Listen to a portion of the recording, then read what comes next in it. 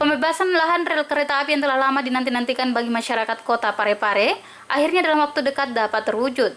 Sebab Gubernur Sulawesi Selatan Syahrul Yassin Limpo memastikan perampungan pembebasan lahan diporsir selesai bulan ini atau bulan Desember. Kita selesaikan dalam waktu yang singkat, 2012 harus selesai, ya, dan 2015.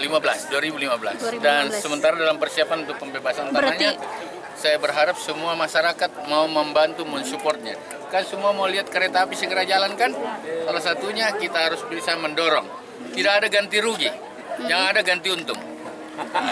Dan seperti itu, kita sudah taruh itu menjadi nilainya cukup mahal, cukup baik, dan bukan ganti rugi, sekali lagi ganti untung. Oleh karena itu kalau masih ada yang menghalangi, saya kira dia tinggal membuat kita menjadi masalah saja. Kita mau lebih cepat, saya mau kereta api itu lebih cepat bisa jalan. Syahrul Yassin Limpo mengatakan saat ini pihaknya telah mempersiapkan dana ganti untung yang diistilahkannya untuk pembayaran ganti lahan masyarakat kota Parepare yang dilalui jalur rel kereta api.